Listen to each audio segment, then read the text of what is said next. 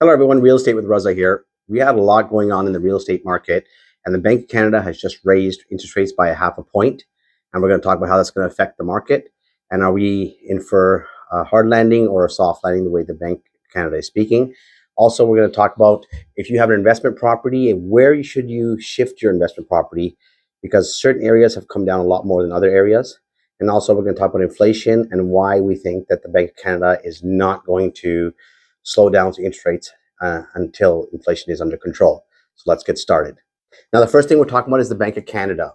The Bank of Canada raised rates by a half a point. Now, if you look at the marketplace in the mortgage industry, to get a variable rate mortgage, it's 6% now, and that is considerably higher than variable rates in the beginning of the year. I spoke to a few clients this week, and it's just horror stories. People's mortgage payments have gone up from, let's say, $3,000 to all the way up to like $4,000. I know one client whose payment went up by $1,600, and that's a considerable amount.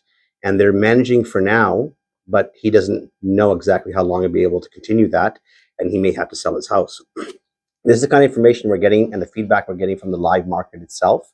So interest rates are going to be a factor. I don't think they're going to slow down. They might pause for a little while. There's rumbling in the marketplace that interest will come down next year. I don't think they will. I think they will stay the way they are. And if they don't go any higher, they're not going to go lower. They'll stay put. And the market will have to absorb them, and the consumer will have to deal with that. So that's something you want to keep into mind. I know a lot of people are very concerned.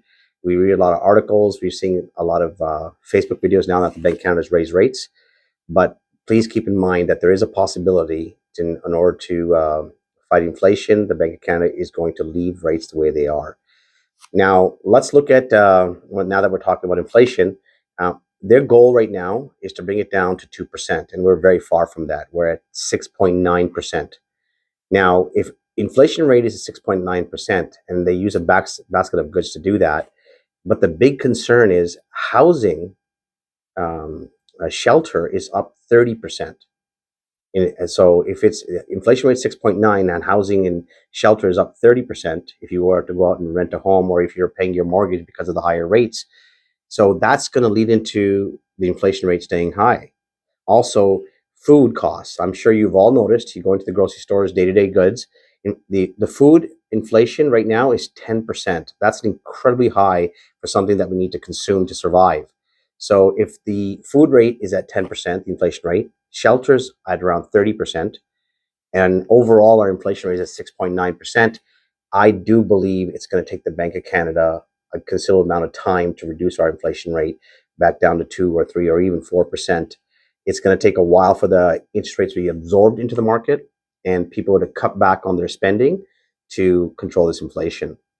So the rates are here to stay, and that's my opinion. I think next year we will see the same rates or even higher. Don't fall into the trap where you're trying to carry yourself, you're carrying yourself and you're putting yourself into a deeper hole. You got to adjust, you got to make some changes. And some of the changes I would suggest, I know it can be painful, but in order to survive a market like this, I know families who have survived difficult times, and what they've done is, let's say you're living on the main floor upstairs, they've moved into the basement and rented the upstairs out. And they did it for approximately 2 years. And that allowed them to survive the most difficult time they had ever faced. So I'm not telling you to do that. There are things we can kind of swallow our egos to survive as a family. So if we do have other suggestions, reach out to us anytime. We'd love to help you out with that. Now, the final thing we want to talk about is, where would it be better for you to have an investment property right now, or even your home if you're afraid of the prices falling? In the 905, since the pandemic has started in 2020, the prices are 40% higher from 2020. Take that in. Even with the interest rates hikes, from 2020 to now, the prices are 40% higher. But in Toronto, the city itself, since 2020, prices are 14% higher. So if there's going to be a correction, and if the rates stay high and they keep consistent to where they are right now, because the variable rate's at 6%, it's going to fall more in the area where it's higher. So the 905 is a lot more riskier now. If we're 40% higher than we were in 2020, price-wise, and Toronto's up 14% higher, there's going to be a meeting point. There's going to be a point where the prices are going to come together.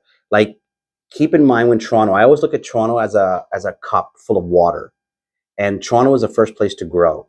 And as the cup overflows, it spreads out to the surrounding areas.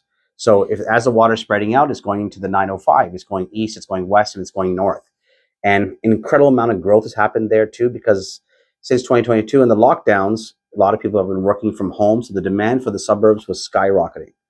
Now we're seeing a shift that it's not sustainable. A lot of people are being forced back to the office.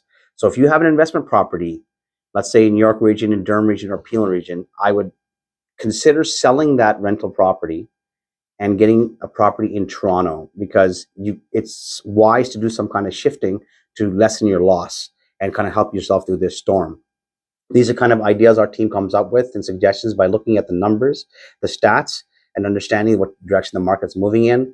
And the homes on the market right now, as of December 9th, today, we just checked the numbers, we have 6,280 homes, freehold homes on the market. Of those 6,280, 3,424 are on the market longer than 30 days. So homes are still, about 50% of the market is still sitting on the market longer than 30 days. And again, as we discussed, it's most likely where people are overpricing their homes, or the house needs too much work. It's one of those two things are happening. And so if you're going to look at the condo numbers now, we have 5,306 condos in GTA right now, majority of them being in the city of Toronto, because we are condo city.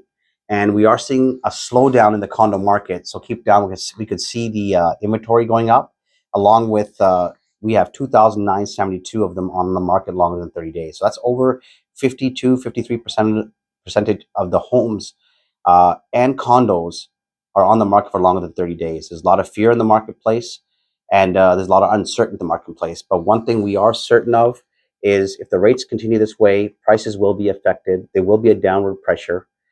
We have a link below where you can reach out to us anytime with our team. Whatever question you have, one of our team members will get back to you definitely, or myself will get back to you. We thank you for your time. We're looking forward to seeing you guys next week. Have a wonderful day. Take care, and bye-bye.